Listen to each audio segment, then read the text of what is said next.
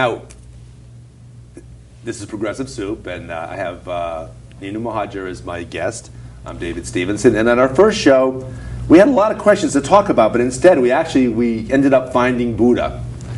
So let's stick with Buddha for a couple more minutes. Sure. You mentioned about the hands, the 8 hands, and what they represent. Generally, what do they represent? Who is this Buddha guy? For me, generally, I think Buddhism is more a spirituality than a religion. Or is it a Buddha guy? It is a guy from the history books I've read so far. It was a prince, as mentioned before, who discovered with all his wealth and his beauty and everything he had that there is an opposite side, which is maybe explainable to the yin-yang we have. So there is never a beautiful thing without the ugliness, never a white. That's the white and the black. Exactly, never a white without the black. So basically that this balance should be there, and that makes human beings human beings. For me personally, it helped me to find my inner balance. And stepping back a little bit, I can tell you how I found Buddhism. It was right after September 11th, where I wanted to discover why people do the things they do, because it really harmed everybody. September 11th was not only something which happened politically or killed a lot of innocent people. Right, and when Saddam Hussein flew an airplane into the World Trade Center. Exactly. So it's not only that. Just kidding. Just kidding. That's what some of our other folks on the other shows on Comcast seem to believe. But we're going to debunk that right now. And I slipped right into your joke. It was not Saddam Hussein. It was his twin brother. So anyway, are you okay? Go ahead. So anyways, I found it as a personal... Yeah, go ahead.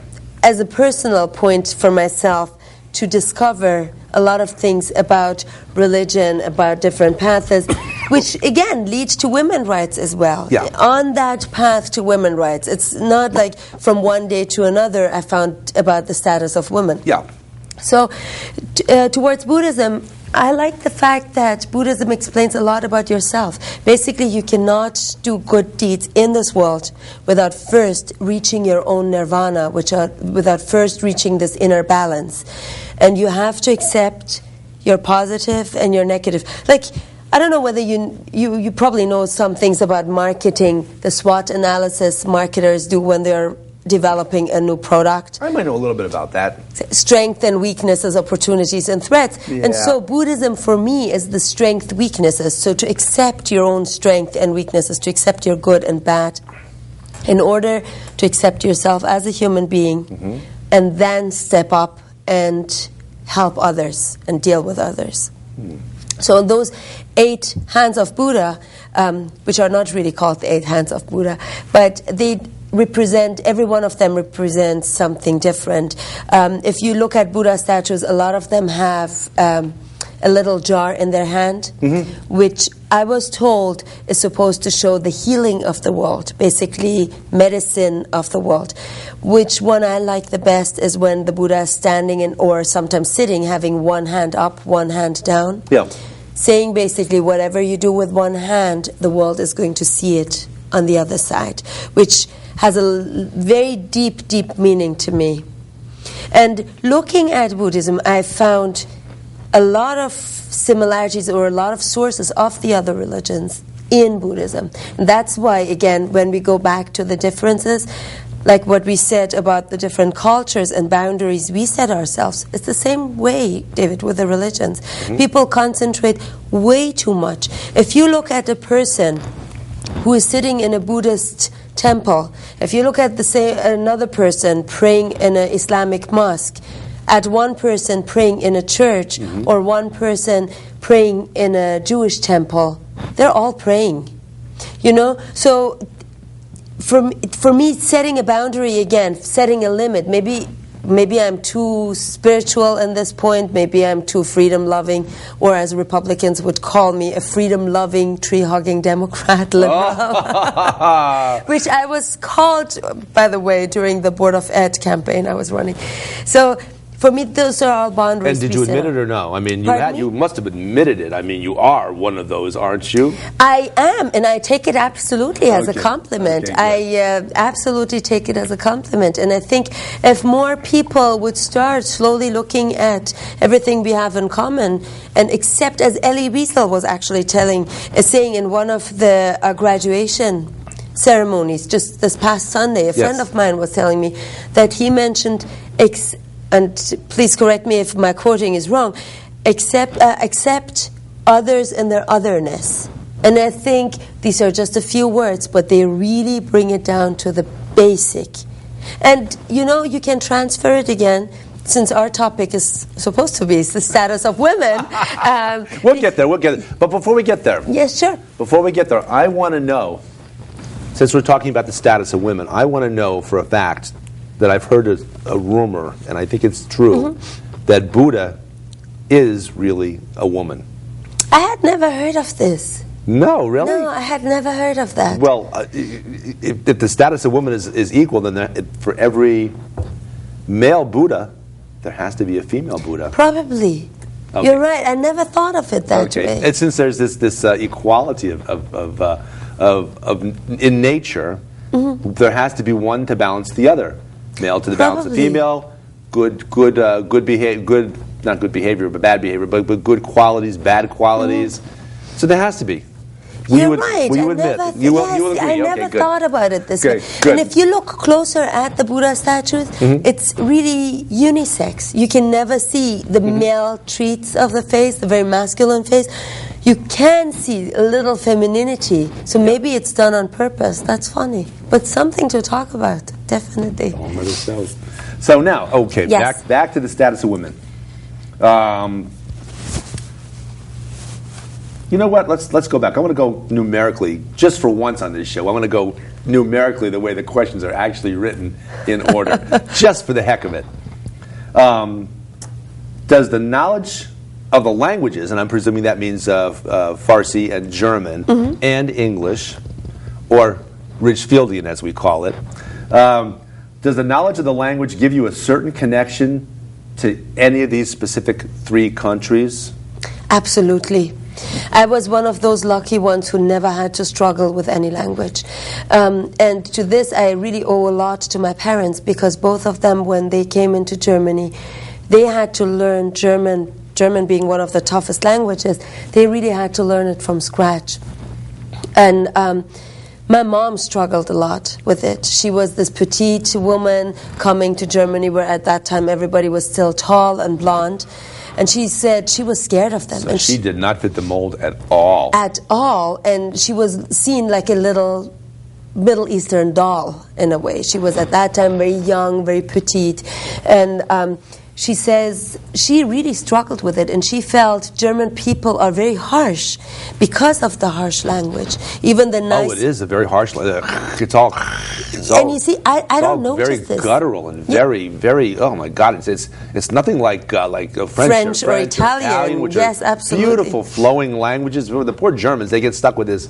We don't notice it. We don't notice it at all, obviously. So my parents had to struggle with that. The father of my kids, when he came into America, he had to struggle with the English.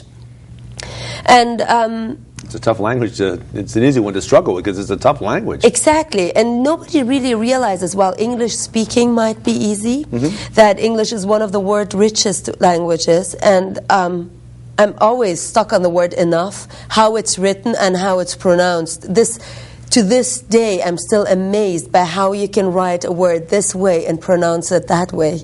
Do you know what I mean? The R-O-U-G-H. Exactly. So how to pronounce it that way. And so I can absolutely understand that he struggled with that. So I didn't never have that struggle. And no matter which country I went to, you must be the Buddha then, if you have never had struggle with any languages. So it gave me an opportunity of better understanding the culture. Yeah. Because I go back again to the sample I told you before. When you speak to a man in a language he understands, you speak to his head.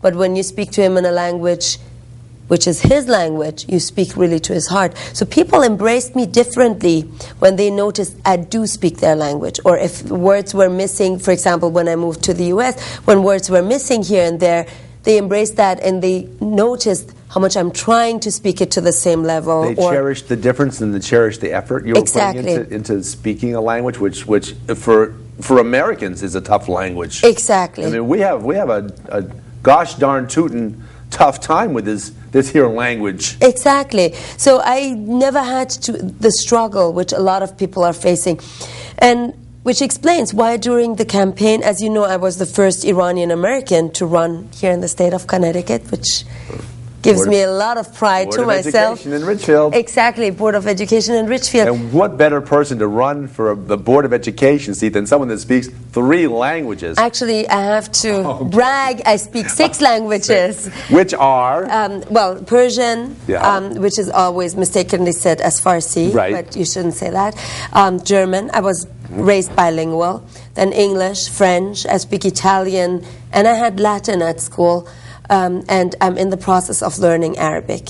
So Braggart. Yes, I had to show off. So one of the main aspects in which I was known for is the foreign languages. I try to push it through, and I received a lot of emails from a lot of concerned residents in town that they were really, really extremely happy and satisfied with this effort I had put in this. Even though I came only... And how do you say braggart in Persian? Is there a word? Pozmiat. Pozmiat? Pozmiat. Pozmiat. Yeah. Und angeben in German. Yeah. And then is there a word for braggart in Latin? I would know. Latin is not really a language you speak. Latin enables you to memorize things in real property law. You know, all the different terms and everything.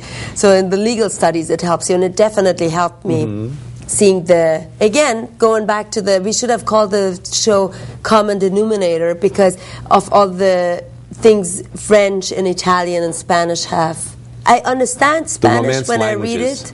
Now, how does Germany end up being? You know, it's not that far away from these other countries. It's close to France, and it's got that little place called Switzerland in between, which I'm not really sure what.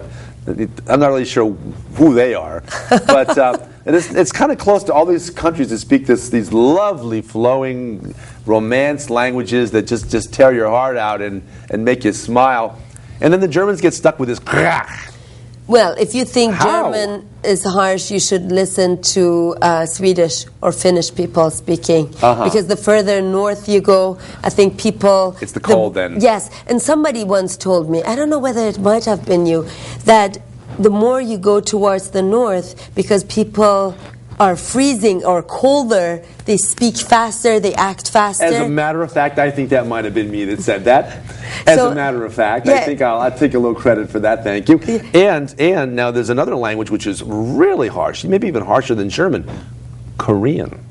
That's what I heard. And North Korea is as the Spanish would say, infierno.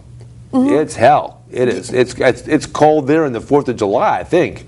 But you know that Korean is a mixed language which developed itself after, I think, a certain time period in their history. I have a Korean neighbor, and they explained it a little bit to me. Okay. So it is a made-up language, actually.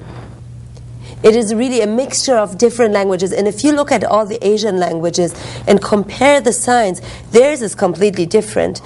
Chinese and Japanese, if you know the difference between them, Japanese is more flowing, is softer, the writing. Chinese is more boxed, but very fine and very detailed. If you look at Korean, it's really harsh also, the writing. I could visualize the Korean writings because I've seen it on calendars, for example, in nail salons and whatnot. Not that I go to nail salons, but I've seen them in nail salons. Yeah. And it is very peculiar, not peculiar, but it's very different looking than Chinese or Japanese, and it sort of parallels the language in that the writing is kind of harsh looking. Exactly. So it's those differences in the languages. Now, what's that thing about the about the further north you go, you speak faster, and the further south you go. Even in our own country, United States, you go south, and everybody, they talk real. They drag the words really. Slow. That's true. Real slow, because it's so darn hot that you can't speak quickly, like maybe with the north. Exactly. Yeah.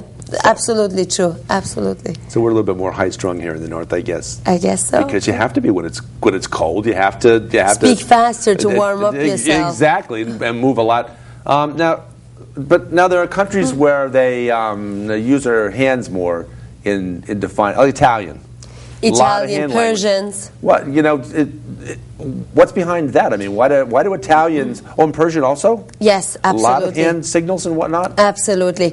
I actually, regardless of the fact that I was not even raised in Iran, I still talk with my hands a lot. And during business meetings, I always have to concentrate keeping my hands down and not looking like an Italian market lady dragging with the hands around. I think it's emotions. It goes back to the cultural point of being very emotional. Persian people, and I always use myself first as a sample to understand other people. Certainly, yeah. There's a point of reference, yeah. Exactly. If I had to, for example, say what my part of me is really Persian, I would say me being very emotional, and that explains also talking with the hands. So you exaggerate things in the Persian language, and the same with the Italian probably. You try to empathize not only with the words, but also with the body language. Or you frame the conversation, you phrase the dialogue by being more animated when you want to make it sound, instead of raising the volume of your voice, exactly. You do a little of this. That's true. Now, it could possibly be in Italy, for example, that when they go like this, it's hot. Sicily is a hot place.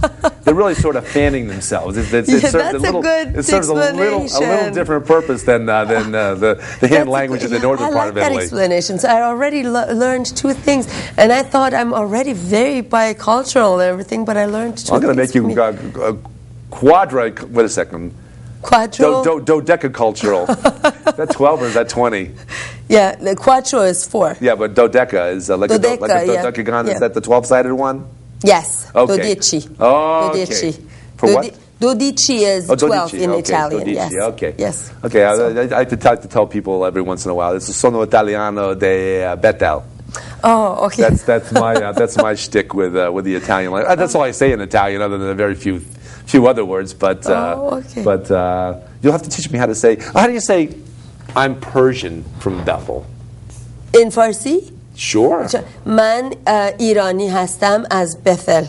Man Irani hastan az Bethel. Wait a second. Gosh. 10 minutes. Oh, okay, thanks.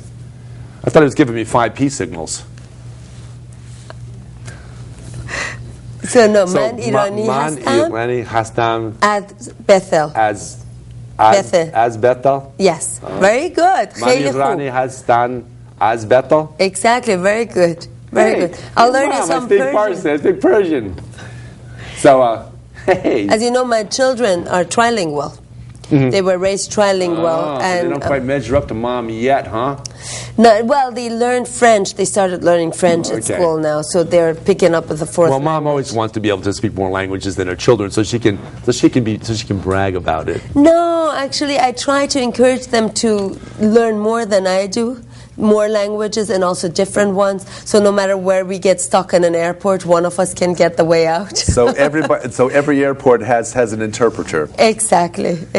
How are your girls different from you? I mean, how you mentioned a little bit in the first show about how they don't accept certain types of discussions that are old school, old world. Can you say much more about how they view the world differently than you do? Absolutely. They embrace the women's rights, for example, going back to the main topic, they embrace women's rights in a completely different manner. My mom's generation in the 1960s, 70s, they really had to fight for their rights. my mother living in Iran, in Germany, coming out, being the first woman out of her country to leave the country. So they had to fight for it. My generation, I always feel, and you're going to laugh, I always feel like the sausage in between the bun, basically, because my mother's generation, my mother's generation giving me so much pressure, these are the women's rights we fought for, you better take advantage of it. So I was raised with the image of, okay, a woman has to embrace all the women's rights the previous generation Well, they better, because their moms and their grandmoms fought for them. Exactly. Otherwise, you are going to end up like your grandmothers, sitting home, giving birth to children, waiting for the husband to come home in the evening and say, oh, here's your martini, darling. You don't want to live like that, like the 1950s. So, well, some of us might. Some of us might be okay with that kind of thing, right? So my generation, we had to really live up to that, to this image. Yeah. Now, my children are born in this world where global economy is already a big talk. They are grown in this world of Facebook and Twitter, where they can connect to the whole world. They are being raised in a world where voting rights for women is not an issue in the world they know. They take it for granted. They take everything for granted. But they do probably remember. They probably have been taught where it came from and who struggled to get them what they have. You know, I took them recently, as you know, I'm in the board of directors of the League of Women Voters. Yes. So there was a Susan B. Anthony presentation, and I took them there hoping that they see the development. And a lot of young women who were there, very young women, like below 25, they left because they didn't get that connection. Now, I did not necessarily have to fight for my rights either, but I had been told, again, my generation, we were told constantly by our mothers, we were the ones burning the bras, so you basically embrace this, that you have these rights. Now, what I always heard from my parents was how they walked 20 miles to school and 20 miles home every day, and that, of course, was sometimes in horrible snowstorms. And I think that was maybe in Miami, Florida, they talked about that happening. But I think parents sometimes tend to exaggerate a little bit what their accomplishments were. And but what kids that have grown up recently that have all these great steps taken to further humanity, what can they do? Are they doomed to being the generation that there's nothing left to accomplish? I wouldn't say that. I think we set all the stones. Like our parents had the fight, we set the stones, and it's up to the next generation, the Generation Y, to build it all up, to bring finally, it might be too dreamy to say, bring the peace among the world, because I don't want to put too much pressure on those children's, obviously, or that generation's shoulder, but they have the best footwork set already for bringing finally this peace, because they do not see country boundaries as much as our generation saw. Again, going back to the internet technology. Yes. To technology and seeing this connection from everywhere, having friends everywhere, growing up with different languages, growing up with different cultures, not having the issue with race issues or religious issues that much, embracing each other the way they are. So it's among them now to finally put all those pieces together. While the one generation had the fight, the other one, my generation being the sausage in between, we hand over the fire basically to them, saying, okay, now we set up everything for you. Maybe their job is to fill in the mortar. And the mortar, or that. And the building's been built, and they need to fill in and maybe perhaps maintain that mortar to make sure that there's no degradation of the building. Exactly. So that at the very least, what the generations prior to them have accomplished stays in place. Exactly. And I have to give you a good sample. There are sometimes international day schools or heritage days at school. Yeah. I always get obviously invited, and I always get the option to choose whether I want to talk about the immigration. My last name being Mohadjer, I always use it as a joke because it means an Arabic immigrant. Does it? And my family has been immigrating ever since, from one town to the next, or from one country to the next. So it's sort of like Ishmael. In the Bible, Ishmael is the wanderer. Exactly. Who never finds, and of course that transfers over, of course, to the great American novel Moby Dick. Exactly. Call me Ishmael. Exactly. So I never one place and always being an immigrant. And when I go in, at the very first time I went in, I was a little nervous, I admit. I thought, okay, these girls are going to hear probably from their parents that Iran is the country after the revolution. Germany is associated with the country of World War II. So how am I going to bring it across?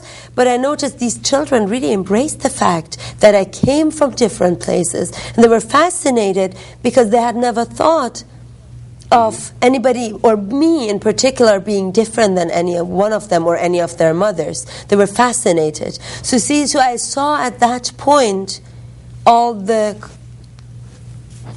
balance again. You know, like, okay, it always comes back to balance, doesn't it? Exactly. We talked about it in both shows of the yin and the yang, the idea of Buddha and the good points and bad points about all of us, and it always comes back to balance, and of course it always comes back to Progressive Soup and the balance here, which our objective is to find common ground. Exactly. So wait, I think I have one more question here. Hold on. Again, knowing how the two of us can talk forever, please have surprise questions. Oh, I think that was your direction rather than a question. Which culture did you teach your children? And what traditions do you follow at home? We've got 2 minutes. Sure. Culture-wise? 1 minute. Okay, culture-wise, I taught them everything the best out of each culture, of the Iranian one, of the American one, and of the American one. We celebrate, and my friends know it already. They laugh about it. Anything what is there to celebrate, I just celebrate in my house. And that's Progressive Soup, and we've had a second visit with Nina Mohadjer through the miracle of staying in the same seats for another 30 minutes. Good night, it's Progressive Soup. I'm David Stevenson, and I might be back next week. Who knows? Good night. So now we pretend to talk like...